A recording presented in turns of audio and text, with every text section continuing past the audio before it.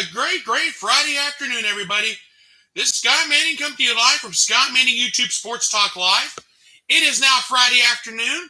I am here to get you ready for the weekend in the sports world. It's a huge weekend. We got a lot to talk about. I'm going to get you all set for the weekend. I'm going to let you guys know I am here. We're going to have a great show. Let's go into it because it's going to be a busy weekend, and you're about to find out why.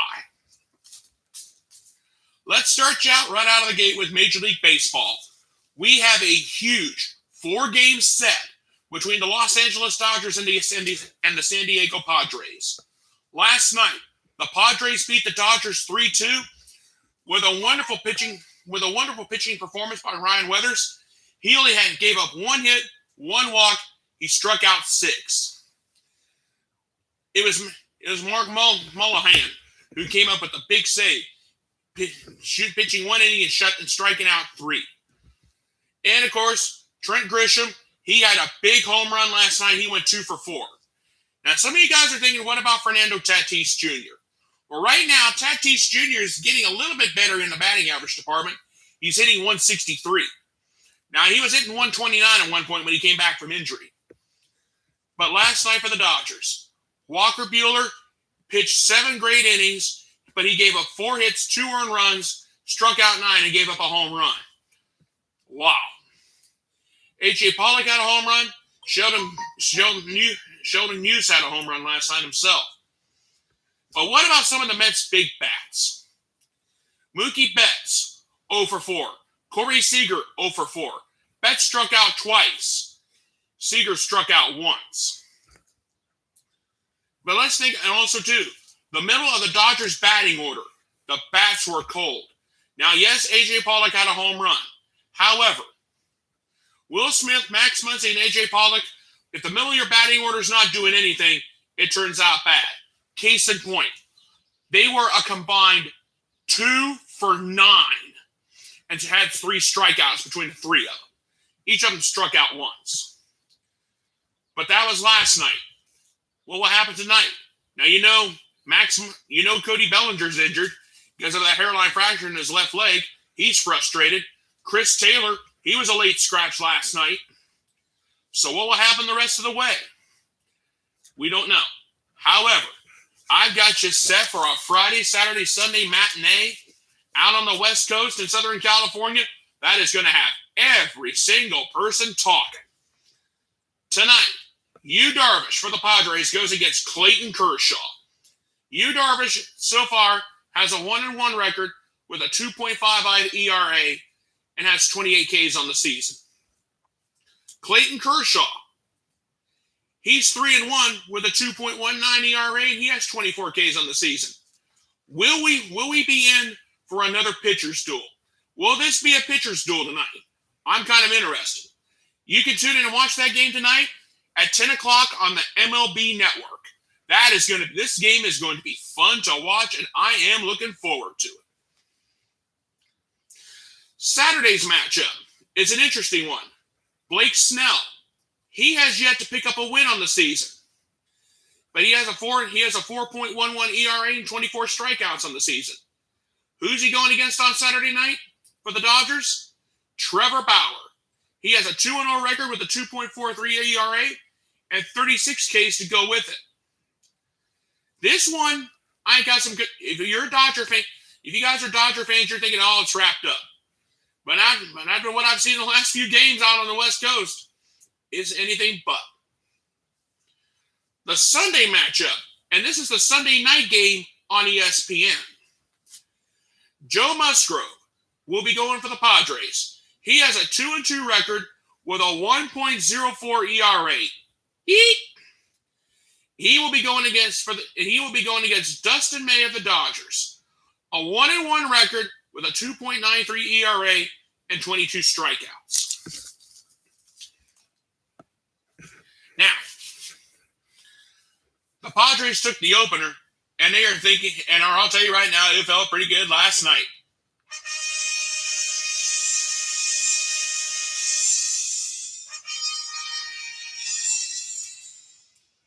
That was a ta-da performance that the Padres gave last night.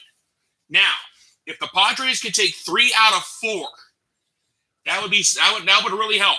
I would love all San Diego fans are thinking we want to get a sweep. We want our revenge after what happened in San Diego last weekend. What will happen tonight? Will we have more fireworks than on the 4th of July?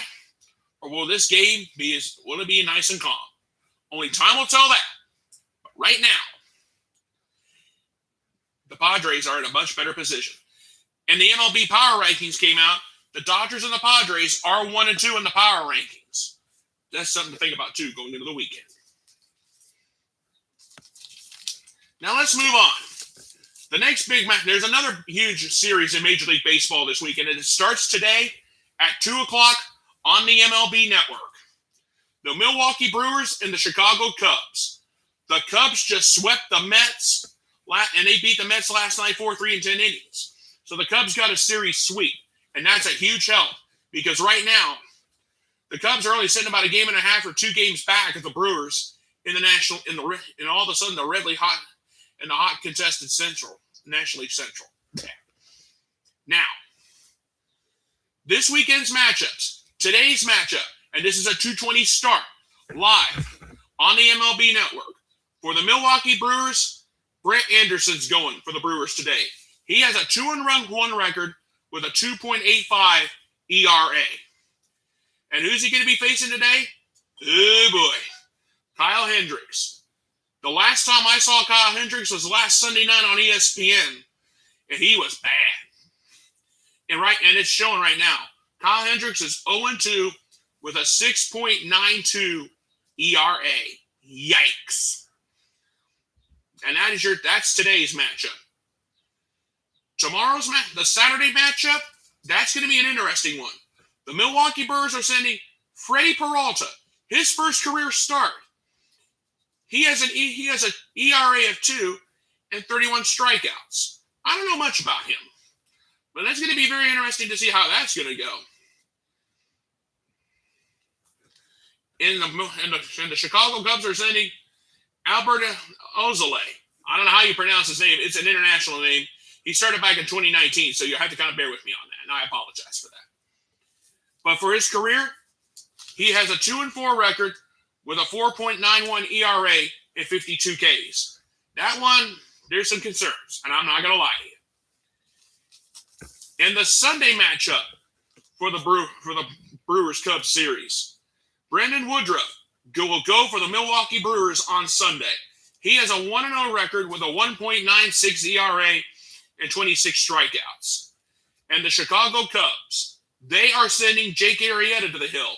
He has a 3-1 record with a 2.86 ERA and 18 Ks on the season. So this is going to be interesting to see how this one goes. I'm looking forward to the weekend. Today's matchup at 2 o'clock, that's going to be something worth a watch. And that's the truth of the matter. And it's going to be very fun to see how everything goes on the north side of Chicago. Keep in mind, both teams are coming off of getting big sweeps. The Cubs just swept the Mets, and the Mets and the Phillies are at the top of the division right now in the National League East. The Milwaukee Brewers just swept the San Diego Padres. That's something to think about too. So the National League is going to become hotly contested, and I think everybody realizes it. And the bottom line is this: we're still in April, and there's a long way to go, but we don't have a short time to get there. And that's what I think everybody needs to keep in mind at this moment. Okay, let's move on. Let's talk about the NBA. We got 2 huge matchups. One of the matchups is tonight. The Boston Celtics will face the Brooklyn Nets. That's a 7:30 game tonight on ESPN. Now keep in mind, for the Brooklyn Nets, James Harden is out. He's a no-go.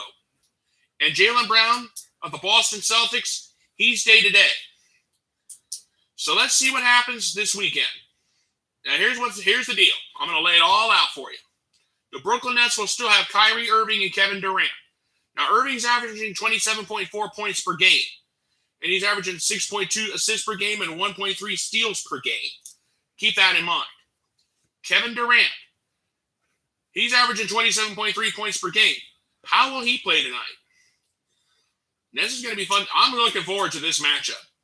And for the Boston Celtics, Jason Tatum, what can you say? He's averaging 25.8 points per game right now. And Kemba Walker, look out for him. He's averaging 17.8 points per game. That is good. And I'll tell you right now, and I'll say this, the Celtics need Tatum and Walker to step up because Jaylen Brown is the second highest scorer on the team. He's day-to-day. If he's a no-go tonight, the Celtics are in trouble. That's all there is to it. So right now, the Celtics are going to need some love. And I'm going to try to cheer them up a little bit by giving them a little bit of a house of pleasure. House of pleasure. I got to say this. The Scott Manning sound effects machine is working like a charm. And the truth is this. The Boston Celtics, if right now they're the 5 seed in the Eastern Conference. They can use some love. And the Brooklyn Nets are battling the Philadelphia 76ers for the top team in the East. What will happen tonight? We shall see, and we don't know. But the truth is this. The best team's going to win tonight. Will it be the Nets? They got Irving and Durant going tonight. We'll have to wait and see. And now, the other game I need to talk about in the NBA. This is a Saturday game at 3:30. Excuse me. This is a Saturday game at 3:30 on ESPN. The Philadelphia 76ers will face the Milwaukee Bucks. Now, keep in mind, the Bucks beat the 76ers 124-117. It was close on the scoreboard, but that was about it. If Joel Embiid had to leave the game, and the good news is the X-rays are negative. He's expected to be back tomorrow. That is good news for the 76ers because keep in mind, Joel Embiid is averaging 30.1 points per game and 11.3 rebounds per game. The 76ers have to have him. There's just no ifs, ands, or buts about it. And that's the thing. Ben Simmons, he's the next best bet. 14.8 points per game and 7.1 assists per game. And Tobias Harris, 20.5 points per game and 7.2 rebounds per game. The 76ers are battling the Brooklyn Nets for the best in the East. It's going to come down to the final week of the season. And you know these two teams are going to have to meet one more time. I think they meet one more time somewhere. And we'll find out who the better team is. That's the only way we'll solve this issue once and for all. And if Joel Embiid's a no-go, the 76ers are in trouble. And that's all there is to it. I'm not going to lie to you. I'm not going to make this up. So I'll say this now. The 76ers have to have Joel Embiid. There's no two ways about it. And as far as the Milwaukee Bucks go, Giannis, their big man. I don't know how to spell his last name. I'm not even going to try to pronounce it or even try to spell it. So I'll just go with the Milwaukee Bucks big man Giannis. Just to be fair. Their big man, he averages 28.5 points per game, 11.2 rebounds per game, and 6 assists per game. He's the Milwaukee Bucks big man. That's who Milwaukee has. And I would love to see the Bucks win the Eastern Conference in the NBA. And that's all there is to it. Now, the next best bet for the Milwaukee Bucks is Drew Holiday. He averages 17.4 points per game. That is the truth. I'm not gonna lie to you, but here's the deal. Without Giannis, the Bucks are in trouble, and without Drew Holiday, Milwaukee would be dead in the water. Because Brook Lopez, he averages 11.7 points per game and 7 rebounds per game and 1.4 blocks per game. He can block a shot if he need to. He knows how to block a shot. He can get the job done too. But here's the truth. Here's the fact of the matter. We have a huge weekend, and this is a big one. This is a big matchup. Nobody realizes it now, but this could be big going down to the nitty-gritty. We're coming down towards the end of the regular season in the NBA, and the playoffs will start sooner than you think. But here's the deal. 2 huge games on Saturday, 2 huge games in the NBA, the 2 biggest ones that I can think of at this moment. And I'll be coming back to the NBA here after a bit. And I'll be coming back to Major League Baseball after a bit. I should have mentioned that earlier, and I do apologize for that. Like I said, this is my first episode. Okay, let's move on. Do we have any motor racing fans in this group? I really hope we do, because I got a special surprise for you. This Sunday at 2 o'clock on Fox, we will have the Geico 500 at Talladega. Or should I say it, the Talladega 500 for all my NASCAR redneck buddies out there.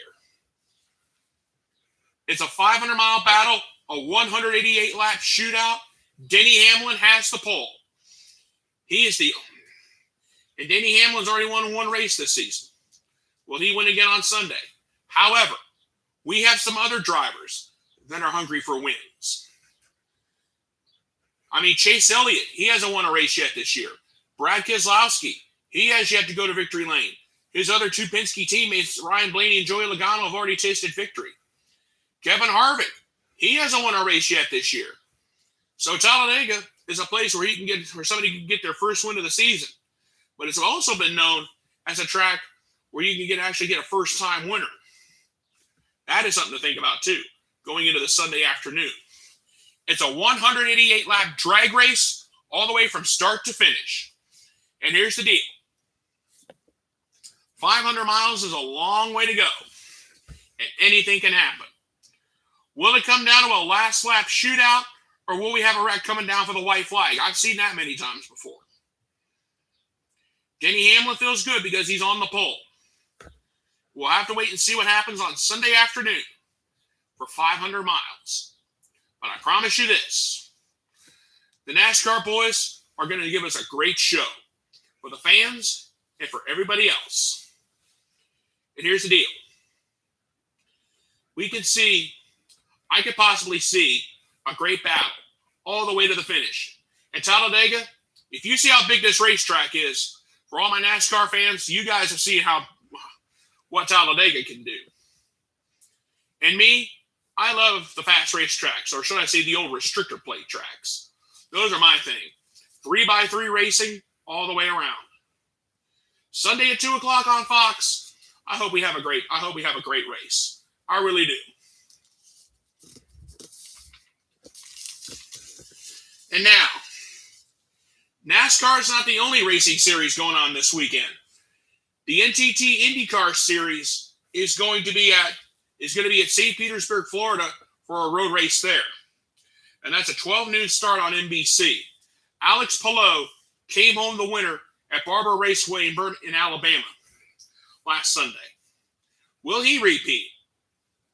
But St. Pete has been known for crazy races. Will Power, he needs to prove himself after crashing on the first lap last weekend. He can make a name for himself. Alex Palou and Pato O'Ward, the two Spaniards, they looked real great last Sunday. They really did, and I'm not going to lie to you. But the best part of it is we go to St. Pete on Sunday at 12 noon. That's going to be fun to watch. An IndyCar Grand Prix race. A lot of those drivers know how to get the job done. And I'll say this. Everybody needs to understand that motor racing is a big game. And there's a lot of money at stake. And we'll have to wait and see what happens. Then after St. Pete, we go to Texas for a pair of twin races. And then after that, we start thinking about the Indianapolis 500 on Memorial Day weekend. And I'm going to come back into Indianapolis here after a bit, because I want to address something else. There's something else that I want to address. So I will come back to that. First thing, I want to get the weekend important stuff out of the way. Then I'm going to come back and talk about a few other things that I think need to be talked about. So, with that in mind, hey, if you're watching me on the show today, keep your comments coming. Let me hear from you. Give a thumbs up and let me know that you are tuning in on this day. Let me know. All right. So that's the weekend kickstart part of the program. Now there's a few other things I want to talk about. There's a few things that I want to address. We're going back to Major League Baseball. There's two teams, one red hot, one stone cold, that I want to talk about. First, let's start off with the red hot. The Oakland A's. Yes, the same Oakland A's team that started the season 0-6. And now they've won 11 in a row, and they're now at a mark of 12-7. And they're tied for first place in the American League West with the Seattle Mariners. The Mariners beat the Red Sox last night 7-3. Keep that in mind. And what can I say about the Oakland A's and their tremendous comeback?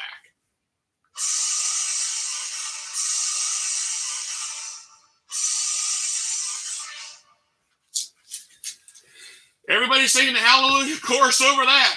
I think everybody out in Oakland, California is going to be singing the Hallelujah chorus over the Oakland A's comeback. So what do the A's have done? They've turned everything around.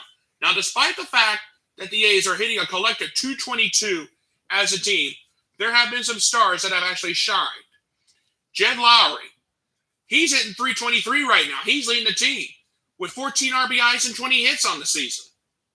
Matt Olson, he's hitting 316. He leads the teams in home runs and RBIs with 6 home runs and 16 RBIs on the season.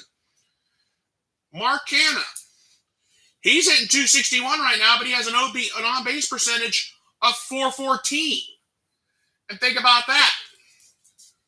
That's why the A's are come back from the dead to be red hot right now. That is just unbelievable. What can you say? The A's have won 11 in a row. Can they keep their winning streak up? And the A's hitting has been phenomenal. The A's pitching has been something to look at too. Yusmery Pettit. He's the best pitcher that the A's staff has right now. He's a reliever, but yet he has a 3-0 record with a 1.69 ERA. How come he's not getting any love? Sean Manera. He has a 2-1 record with a 3.04 ERA, and he leads the team in strikeouts with 22. Jake Diekman. He has a save. He has 2 holds. He's one of the best middle relievers that the A's have, and one of the best middle relievers in the game right now. And he has a 3.24 ERA. Lou Trevino. He has a 1-0 record, 2 saves, 2 holds, 15 Ks, and an ERA of 1.38. The A's have come back out of nowhere, and the team ERA right now is 4.71. The A's are doing everything right when they couldn't catch a break when the season first started. Before the season started, I said the Oakland A's are going to win the American League West. And then when they started going downhill, I'm thinking, oh, Scott, you really need to rethink that. Now they're on a hot streak, winning 11 in a row. The Oakland A's have come out of nowhere. And here's the deal. The A's have an important series coming up. The Seattle Mariners have a 4-game set against the Boston Red Sox. This series, this weekend, is going to decide who's the best in the American League West. Is it Oakland or is it Seattle? Last night, the A's were off yesterday. They did not play last night. But the Mariners beat the Red Sox in 10 innings. So what will happen this weekend? We don't know. But the truth is, we have a battle in the American League West that I think it is going to get hot and hot and hot and heavy before you know it. And that's the truth of the matter. Now from the red hot to the stone cold. The New York Yankees right now are dead last, and also too, they're also a huge train wreck.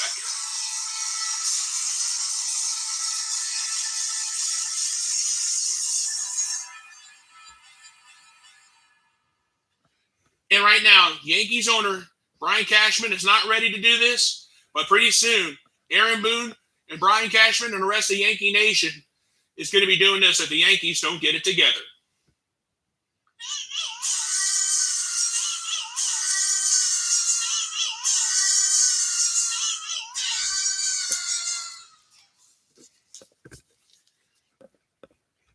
The Yankees are going in the wrong direction. That's all there is to it. The Yankees are playing bad right now. That's all, and that's the truth. And think about this for a minute. The Yankees as a team, they're hitting a collective their team batting average is 205. Ouch.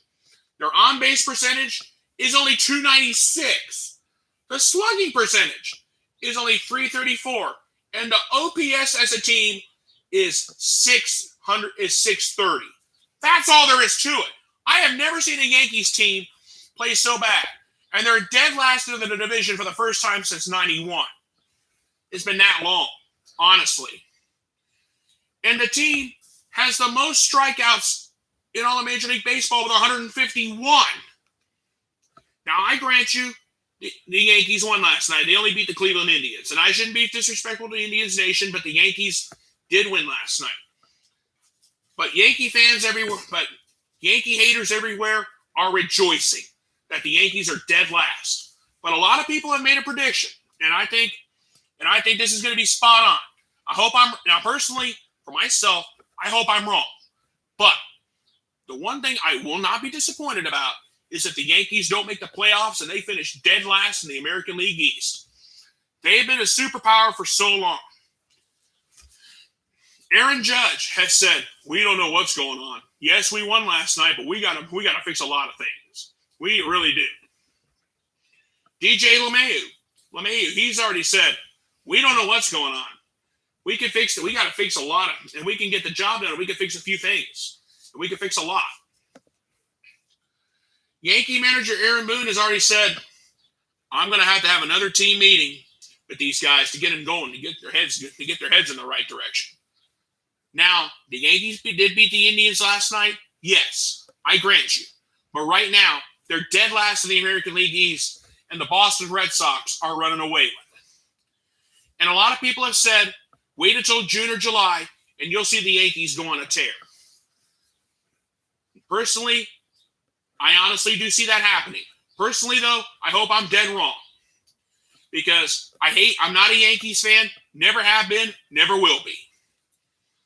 So a lot of Yankee haters are rejoicing, and they're laughing about it right now. But wait until about June or July. We'll see if this holds up, if this trend continues. We're still in April, and we got a long way to go. The Yankees are stone cold. Will it stay that way? We don't know. However, the Yankees' chances of repeating, of being World Series champions, are not looking really good right now. Especially when you got Giancarlo Stanton, he's only hitting 161. That's not helping matters any. And the team's only hitting 205. Come on. That's basically my Yankees gripe for the day. I want to go back to the NBA for a minute. And LeBron James. LeBron James the other night deleted a tweet after a 16-year-old girl from Columbus was murdered by a police officer. He said a few things. I'm not gonna go into too much detail because I try not to get. I don't like. I want to go back to the NBA, and there's a lot of people are saying they're going to be activists. We have that. I'm not one of those people who mixes sports and politics. It does not work. It does not mix well. It ends in a nightmare. But LeBron James deleted a tweet. And a lot of you guys know what that tweet is. I have decided, some people have asked me, Scott, would you be willing to address that? And I'm going to tell you guys what I told all these other people out on the street. I told them I will not address it because sports and politics do not mix. I will not go there. I will not address it. I want no part of it. And I don't need it. This is a sports show, and it's going to stay that way. And that's the truth.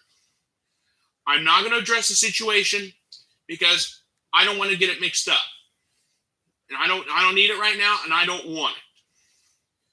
And the fact is, there's a lot of other things going on in the world right now. And I have a lot of things I want to do. And this is not one of them. So everybody, this is going to be a sports show. I do want to let you know that. Now, as far as the Lakers go, the Dallas Mavericks beat the Los Angeles Lakers last night. Anthony Davis, in his return, had 4 points and 4 assists in his return. And you got to keep in mind, Anthony Davis is coming back from a leg injury. And the Lakers right now are struggling. They're only seeded 5th in the Western Conference. Can the Lakers come back and take it all? Time will tell that.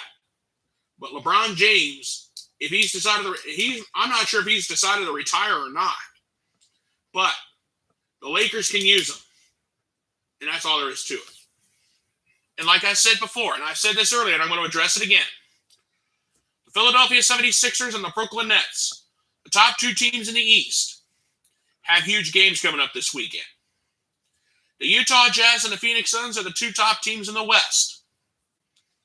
And I am not giving the West Coast a lot of love. Next week, this coming Sunday night, they're going to get some love. However, we got a long way to go. And a short time to get there in the NBA. The Suns play the Nets. I think the Suns play the Nets on Sunday. That's going to be a fun matchup. I don't have that information with me. I didn't write it down. I should have done that. But like I said, we got a great weekend ahead of you. You'll see all the sports action, but I just wanted to highlight some of the big games. And keep in mind, the regular season in the NBA is going to be coming to an end pretty soon. And don't forget, next Thursday is the NFL draft. So let's think about that. Let's think positive. And that's the truth of the matter. All right. I want to go back to IndyCar. I want to go back to motor racing for just a minute. The IndyCar series in the state of Indiana have announced that the attendance for this year's Indianapolis 500 is going to be at 40%, or should I say 135,000 fans. We're going to allow 135,000 fans for this year's Indianapolis 500 on May 30th. And this is going to be the first big event since the start of the pandemic. 500 miles on Monday, on Memorial Day weekend on May 30th. That's going to be fun. The Indianapolis 500 is the biggest race in all the sports calendar year. It's the biggest event of the year. 500 miles. A lot of things can happen. And this year at the Indianapolis Motor Speedway, now the question is, who's the favorite? Will it be Takuma Sato? He is the defending champion and the winner last year. If Helio is in the starting field, he goes for number 4. We'll have to wait and see what happens there. Douglas J. Bowles and Roger Penske have been working hard with the state of Indiana, the CDC, to have fans at the 500 on Memorial Day weekend. Well, they're going to have about 135,000. The Indianapolis Motor Speedway holds about 350,000. I would have loved to see the attendance a little bit more, but hey, there will be fans at the Speedway this year. At least we'll have fans for this year's Indianapolis 500. And this is going to be a great day on Memorial Day weekend on May 30th. It's the Indianapolis 500. And the big 500-mile race becomes the biggest of them all. The crowd may be reduced for social distancing purposes, but we will have a 500-mile race on Memorial Day weekend. And that's all there is to it. And I'll tell you right now, I'm personally looking forward to this year's great race. Sunday, May 30th, 2021, the 105th Indianapolis 500. Who's the favorite? We don't know.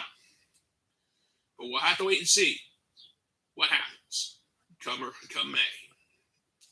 And the 500 is just about a little over a month away. Who goes to victory lane? We'll have to wait and see. And here's the deal. 500 miles is a long way to go, and anything can happen. And now, ladies and gentlemen, it is now time for my closing thoughts on this Friday. This is my first edition of the Scott Manning YouTube Sports Kickoff Show. I want to thank you guys for being here. Now, I know I didn't have very many viewers, but I want to let you guys know something. This is not the first show. This is the premiere. This is a premiere. I am so thrilled about being here, and we got a great weekend in the sports world. I will be back Sunday night at 11:30 for the wrap-up show. So I've decided to make this permanent. I will have the weekend kickoff on Friday at 12 noon. I will have the weekend show or the weekend wrap-up at 11:30 on Sunday night. What about Saturday? I'm not going to do anything Saturday because I have other commitments on Saturday afternoon. I'm not going to lie. This is the first edition of hopefully many. I am looking so forward to having you guys join me on Friday afternoon and on Sunday night.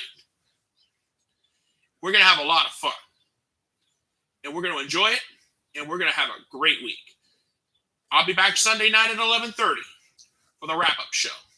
And I will be right back here next Friday at 12 noon Eastern time to get you ready for the start of a new show and a new era.